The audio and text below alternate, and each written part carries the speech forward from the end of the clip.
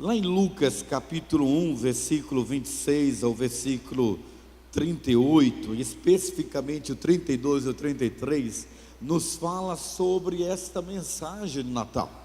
O Natal de Jesus original e único, que traz uma mensagem de esperança.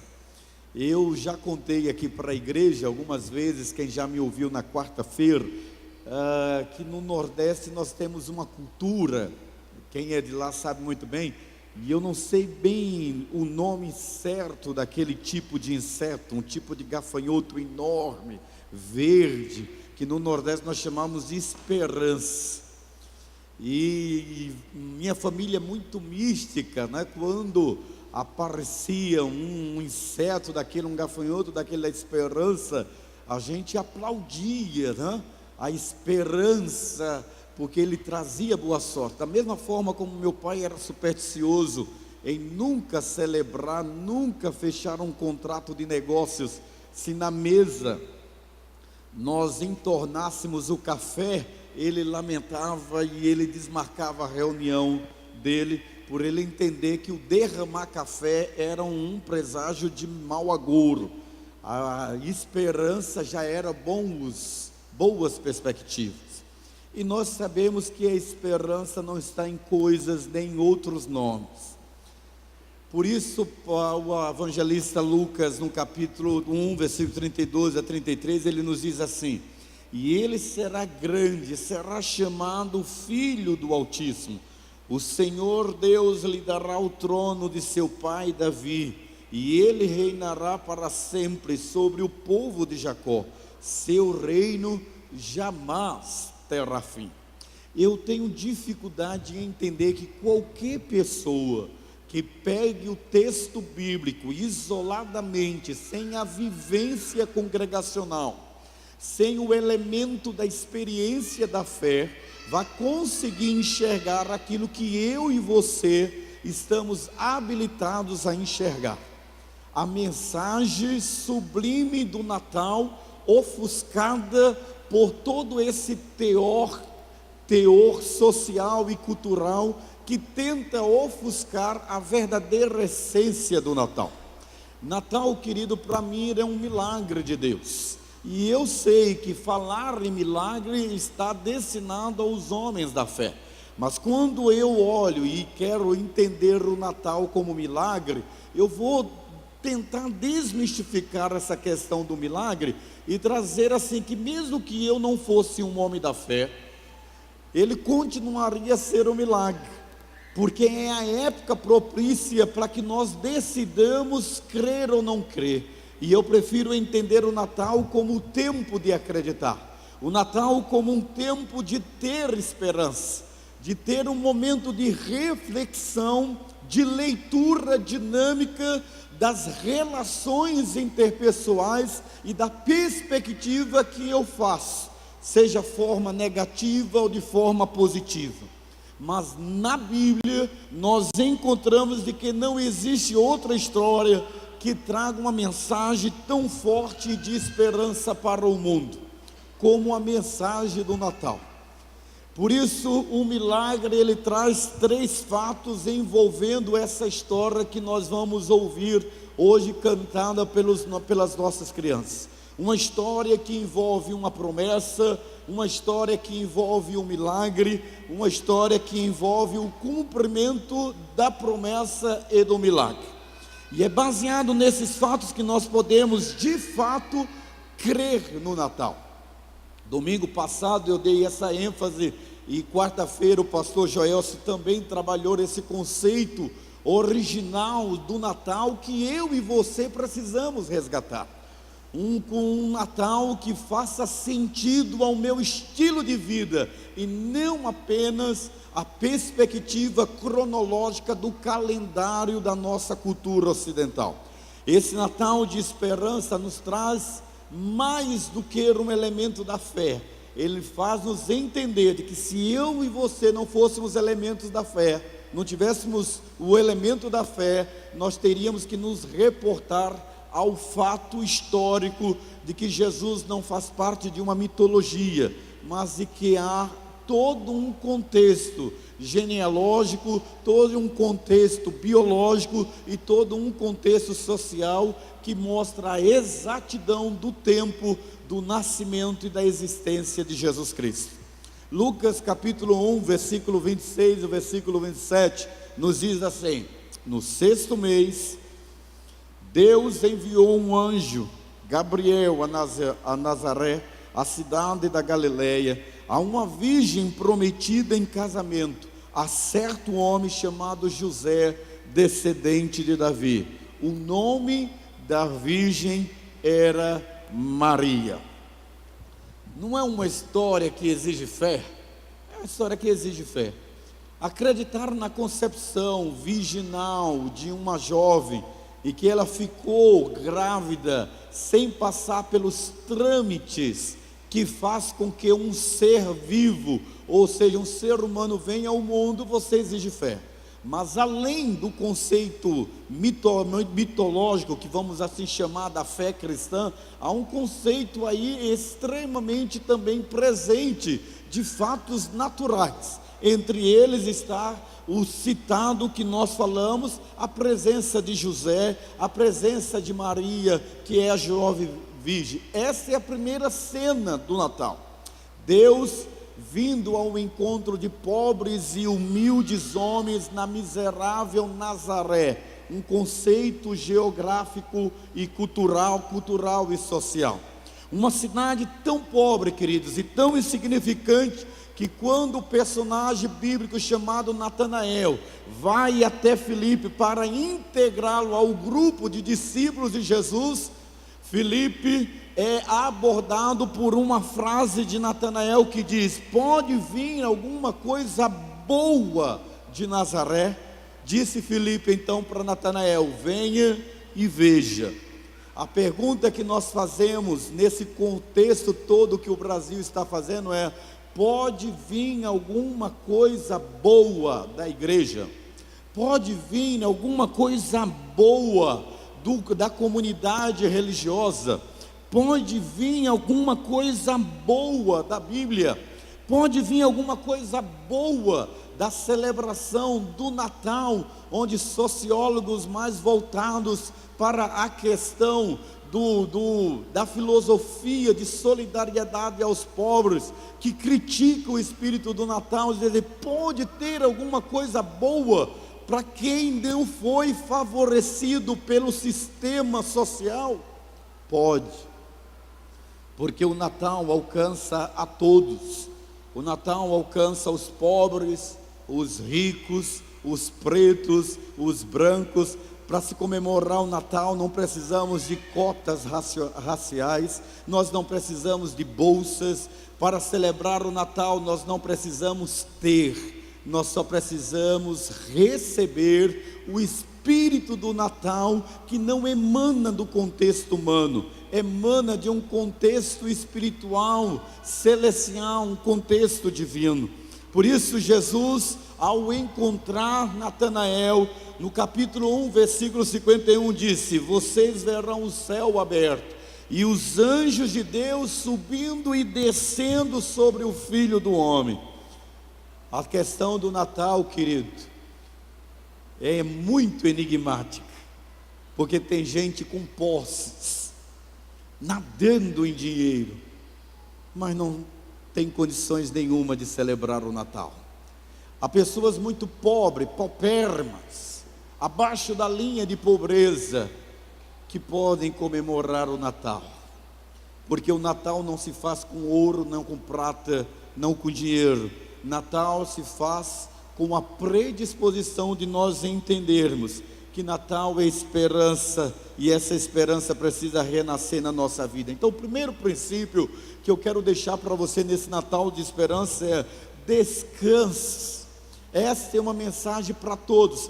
Descanse, porque quando Deus planeja alguma coisa, Ele cuida de todos os detalhes.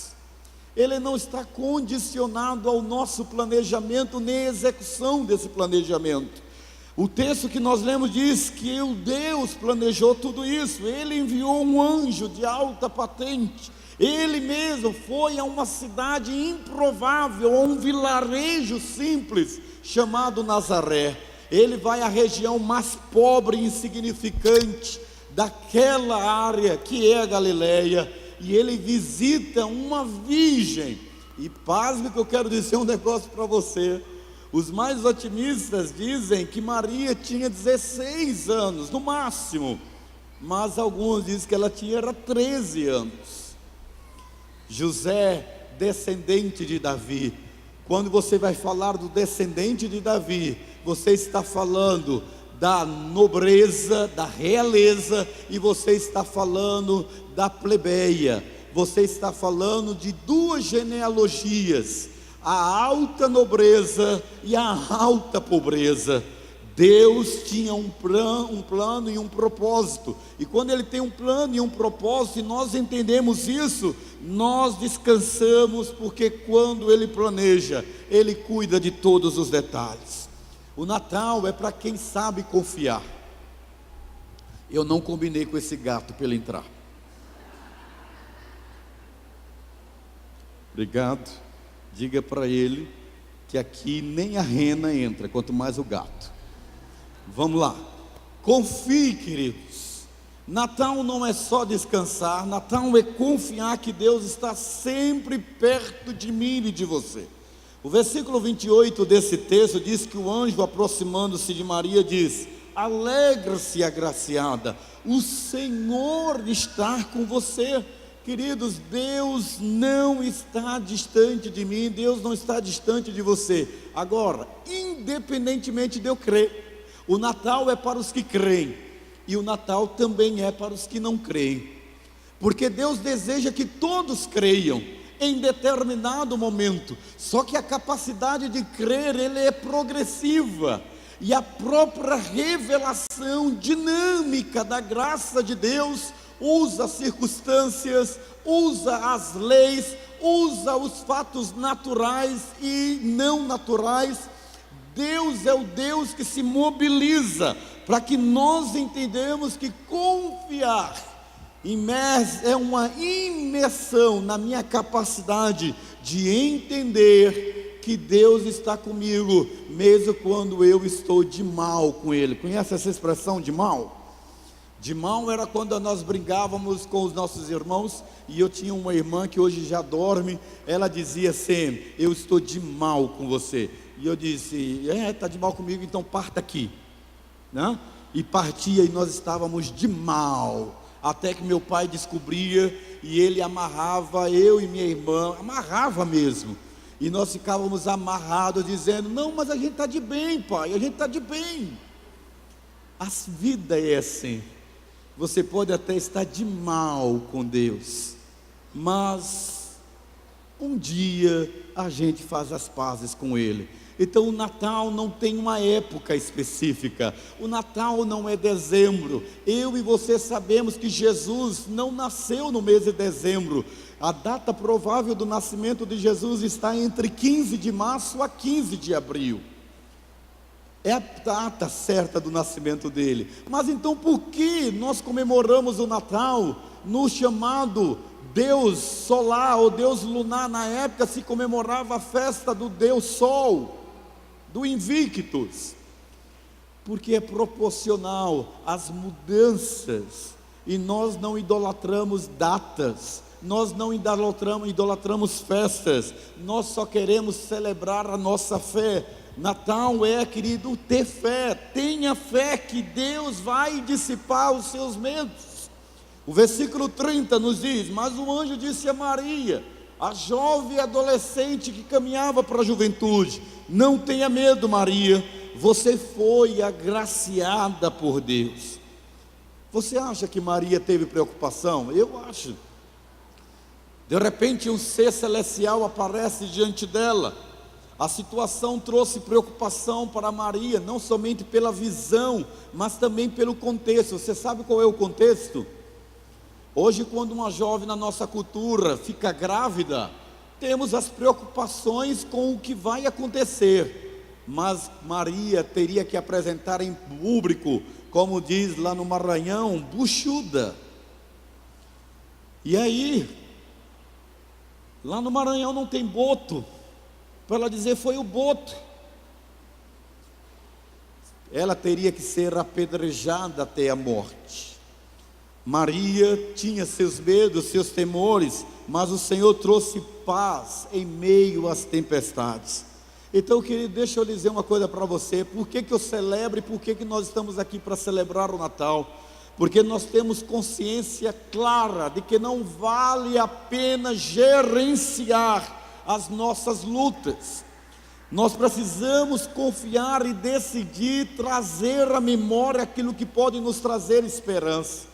Então decida nesse Natal entregar as suas lutas para que o Senhor do Natal gerencie essas lutas, porque nós mesmos não temos habilidades nem competências para gerenciá-las. Fique à espera de um milagre. Aquele que confia no Senhor são como o monte de Sião, que não se abalam, mas permanece para sempre. Quantas vezes nós dissemos esse ano: de onde me virá o socorro? Meu socorro vem do Senhor, que fez os céus e a terra. Então Natal é a oportunidade que eu tenho para dizer: obrigado, Senhor, porque se eu tivesse gerenciado todas as minhas lutas, eu teria naufragado, mas em Ti eu fui mais do que vencedor. Por isso, Natal é também acreditar. Mas o Senhor não já falou de crer? Crer não é acreditar, não, é muito mais. Acreditar que Deus tem planos maiores que os meus, Deus tem planos maiores que os seus. Olha para mim, deixa eu dizer uma coisa para você, seja forte. Quantos natais você celebrou? Quantos? E você permanece com a beleza do Natal? Eu tenho 50 histórias de natais. Dessas 50 histórias de natais, 30 dessas histórias, agora dentro de uma cosmovisão cristã empírica. Os meus 20 natais era apenas uma celebração cultural. Os últimos 30 natais é a celebração da minha experiência com aquele que é o Pai da eternidade, o Príncipe da paz, o maravilhoso conselheiro, aquele que da mesma forma disse para Maria no versículo 31, Maria, você ficará grávida e dará à luz um filho e lhe porá o nome de Jesus. Aparentemente um nome simples, mas um nome com grande poder e um plano ainda maior por trás desse nome. Será, queridos, que nós não precisamos resgatar esse Jesus na história da nossa vida?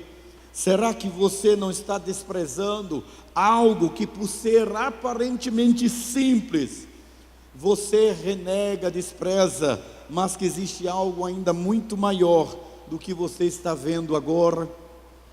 O Natal me fez enxergar coisas que eu não enxergava antes, e eu tenho certeza que as pessoas que celebram o Natal sem a experiência com o Senhor do Natal, não olham o Natal na mesma ótica que eu olho. Como é que você olha o Natal? Como que você celebra o Natal?